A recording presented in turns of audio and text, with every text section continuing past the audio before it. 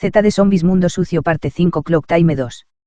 Cualquier parecido con esta mugrienta realidad es otra sucia coincidencia. Debemos buscar otras opciones, me dijo Rina con un sesgo de preocupación en sus palabras. Sí, ahora que lo pienso, ¿recuerdas aquellos fragmentos encontrados en los discos duros de las ruinas de una base militar antigua? Los que tenían términos como, top secret y solo para sus ojos. Acabo de relacionarlo con el amigo Zombie, el agente de la policía secreta de aquel país de Sur Caribe controlado por psicópatas. Y si consideramos los niveles de seguridad de la tecnología rampante de esta época, no son problema para nuestros bats de búsqueda. Ya veo a dónde quieres llegar, Cole, apenas suene la primera alarma podemos enterarnos en tiempo real. Y así lo hicimos, programamos bats de búsqueda infringiendo, desde las comunicaciones más resguardadas, hasta la de uso público para entretenimiento. Le pedimos a Ismail, que nos llevara hasta algún cajero automático, antes de quedarnos sin papel, y luego a nuestro domicilio en las afueras, y mientras llegábamos recibimos notificaciones de los bats de búsqueda. Eran distintas comunicaciones en texto, audio y vídeo con relación a los síntomas del Z. Tales que se originaban en una agencia de proceso de datos del Mediterráneo en contacto con alguien que informaba desde Lejano Oriente, retransmitido bajo máxima seguridad a una agencia local apodada La Compañía. Parecen dedicarse mucho al secretismo, le dije a Rina alcanzándole una taza de té. No esperaba tanta enemistad asociada, cultivaban muchas costumbres malsanas. Eso también es parte de las causas del cataclismo, el lado oscuro de la humanidad. Aquí, entre lo que interceptó el bot hay algo en vídeo que figura como clasificado. Es vídeo. Me senté con mi taza junto a Rina y vimos imágenes activas de personas corriendo en la noche en medio del caos, la voz de alguien gritaba. Utsuatama. Trondeau. Trondeau. La voz cargada de desesperación se perdió entre el sonido de detonaciones de armas de fuego, refulgencias y disparos. Esa cámara estaba en manos de alguien que corría y el resto de las imágenes resultaban confusas para nosotros. No entendí qué decía, pero había una clara urgencia, tenían Z yendo sobre ellos. ¿Dónde es eso?, pregunté en vano porque al mismo tiempo vi el rótulo de ubicación. El siguiente vídeo sin audio, mostraba desde el punto de vista de una cámara de seguridad, una sala de espera a la que ingresaba una persona visiblemente infectada que se abalanzaba sobre quien estaba más cerca, generando la huida descontrolada de todos quienes estaban allí. El infectado despachurró a su víctima y siguió en la dirección en que los demás habían huido, luego la víctima se puso torpemente en pie y siguió el mismo camino. Y terminó el vídeo. Había un tercer vídeo, grabado desde un celular cuya cámara apuntaba a una pantalla de ordenador. Las imágenes estaban sesgadas pero se podía distinguir que se trataba de movilizaciones de grupos de demasiados soldados muy pertrechados. La voz detrás de la cámara describía que se había estado hablando de un ataque terrorista con armas químicas, y que se priorizaba la seguridad de los mandatarios. Pero que eso no justificaba activar tanta cantidad de tropas y con tal elevado nivel de armamentos. No sé cuánto de este tipo de cosas tendremos que seguir viendo, le dije a Rina, pero ya vemos lo que salta a la vista. Aparte de los Z, me respondió, el tema de que lo mantengan en secreto en lugar de organizarse y ayudarse, solo cuidan de sí mismos sin importarles los demás. ¿Y si en nuestra época esos lugares están deshabitados de humanos? Parece que sus decisiones no han estado entre las mejores. Algo estalló. A 2 o 3 mil metros había habido una explosión seca y breve como un palmetazo gigante. A medio vestir, porque nos habíamos desnudado por el calor tórrido de la tarde, salimos a la calle a ver de qué se trataba, y mientras abrochábamos nuestra ropa los escáneres peinaron la zona encontrando un foco de temperatura extrema en dirección del hospital. Es en el hospital, confirmé en el proyector de mis lentes de contacto. Rina con un emulador de teléfono celular ya estaba llamando a Ismail que no tardaría en llegar. Fui a cerrar a la casa y en eso Rina me alcanzó y entró de modo veloz, y salió con su cartera algo más abultada y pesada que antes. Creo que esta me está quedando pequeña. Dijo con honesta inocencia. Si te gustan más grandes. Le respondí sin inocencia. Me miró con una sonrisa significativa. No es momento. Cole. Luego sí. Y llegó Ismail con su vehículo perfumado. Nos dirigimos directamente hacia el foco de la explosión, y a medida que nos acercábamos, el tránsito se iba congestionando cada vez más. Cuando nos faltaban alrededor de 200 metros recordé que no debía exponer a Ismail a ningún tipo de riesgo que afectara a la posteridad y le dije. Deténlo aquí. Seguiremos a pie. Vamos, Rina. Debemos checar las causas, le dije cuando dejamos atrás el vehículo. Y, si es que están vinculadas al evento Z. Humo, había mucho humo negro y el aire se había llenado de polvo dándole un aspecto amarillento y tétrico a la atmósfera. Así nos aproximamos por la calle de detrás del hospital que se veía menos congestionada. Pisando sobre la banqueta pronto comenzaron a crujir restos de vidrios de las ventanas que habían saltado, y con mayor cuidado y con los rostros serios ingresamos por detrás de los restos del edificio principal oyendo voces de llantos y gritos de gente que se encontraba en las proximidades. Entre el polvo que se iba asentando, exploramos el área con los scanners de nuestros sistemas integrados. Con cuidado, Cole, me advirtió Rina, una taza de baño se desprendió desde los restos de un primer piso y al dar contra el suelo dejó rodar los restos de una cabeza humana. Malas noticias, le dije a Rina, está infectado, según el escáner. Ni falta hace que me lo digas, todavía está activo, no te le acerques. Luego, más tarde supimos a ciencia cierta que las causas de la explosión se debieron a la combinación de un desperfecto eléctrico, un embolsamiento por una fuga de gas y una avería en un sistema de calderas, una combinación perfecta de desidia, y falta de mantenimiento adecuado. Pero cuando aún estábamos allí no tuve mejor idea que recordarle a Rina sobre la infectada que habíamos descubierto en aquel hospital. Estábamos en lo que pudo haber sido una entrada para vehículos de tamaño medio como ambulancias, tal vez.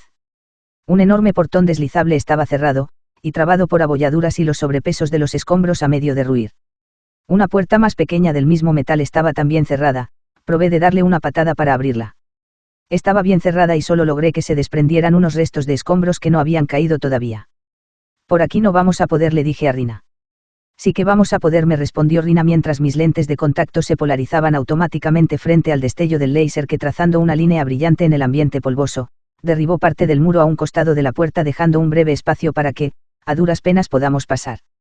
Lo primero que hice al notar el primer destello láser fue mirar hacia atrás, deseando no encontrar testigos del anacronismo que significaba un láser de potencia en una época anterior.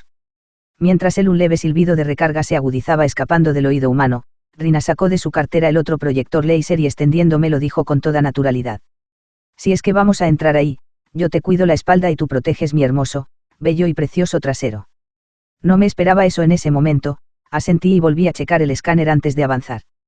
En mi pantalla de visión aumentada aparecieron entre interferencias por los cortocircuitos que seguían chisporroteando, varias figuras humanas caídas e inmóviles. Los que están más cerca ya son difuntos, le avisé a Rina sin necesidad de hacerlo. Pero decir eso mostrando firmeza me hacía sentir más seguro, y seguro que a ella también. Entonces, entramos, y luego vi un letrero que ponía, morgue. Esos resultaron estar allí desde antes de la explosión. La puerta interna de la morgue era de vaivén, pero había quedado abierta hacia afuera. Mejor con cuidado, me dijo Rina y agregó, escaneamos desde aquí y nos vamos antes de que nos vean y nos confundan con merodeadores. Al mismo tiempo, aparecieron líneas de color en mi pantalla de visión aumentada. Los detectores encontraron concentraciones de fentanilo y las titilantes líneas rojas de peligro inminente. Mejor nos vamos ahora, Cole, me dijo muy seria. Sí, le respondí. Rina y yo avanzamos con cautela recorriendo a la inversa el pasillo oscuro por donde habíamos entrado en el semi-derrumbado hospital. El humo y el polvo aún flotaban en el aire, y el olor a quemado se mezclaba con un leve rastro de descomposición. La morgue podía haberse convertido en un callejón sin salida, no había posibilidad de demora. Salimos por el margen de pared que Rina había cortado. Hay que dejar esa parte bloqueada, le dije a ella, y con mucho cuidado y rapidez usamos los láser para derrumbar parte de la mampostería hasta cubrir el hueco que había quedado expuesto y nos fuimos caminando hasta dar un rodeo y llegar al frente del hospital. Había demasiada gente, había heridos, enfermos, algunos familiares, acompañantes y una cantidad de gente curioseando sin ayudar a nadie e interfiriendo el desplazamiento de un par de ambulancias de otro hospital. Frente a un camión de bomberos una mujer periodista hablaba con una mujer sobre la causa de la explosión, pero todo lo que decían resultaba incoherente y sobrecargado de emocionalidad. Nos mantuvimos al margen dirigiéndonos hacia la entrada con intención de acceder a las cámaras de seguridad, al menos dentro del radio de acción remota de los scanners. Hicimos contacto y copiamos el contenido de las unidades de memoria mientras pasábamos caminando cerca de la periodista que se comunicaba con un medio de noticias transmitiendo en directo al público. Un Z salió de detrás y la mordió en la cara y el cuello. Los alaridos de dolor de la periodista y los chillidos de pánico de la entrevistada llamaron la atención de la gente a su alrededor. Todos miraban. Nadie hizo nada. Rina y yo sabíamos que no podíamos intervenir sin poner en riesgo la posteridad. Reprimiendo nuestros deseos de pulverizar al monstruo, apretamos nuestros pasos hasta casi trotar y doblamos la esquina dejando atrás los gritos y el incipiente brote. Citamos a Ismail para que pase por nosotros a unos bloques de distancia, pero N respondió al llamado, me dio que pensar, pero no para ese momento. Regresamos a nuestra casa acalorados, sedientos y cargados de una sensación de urgencia con la adrenalina disparada por lo que habíamos visto. Al haber entrado Rina me alcanzó una fruta y una taza del resto del té ya frío que había quedado en la nevera, aseguré la puerta y revisé el estado de las ventanas. Al primer sorbo del té frío mi cuerpo lanzó una ola de sudor, Al parecer era algo de deshidratación. Rina se desnudó y fue a refrescarse en la ducha, inmediatamente la imité.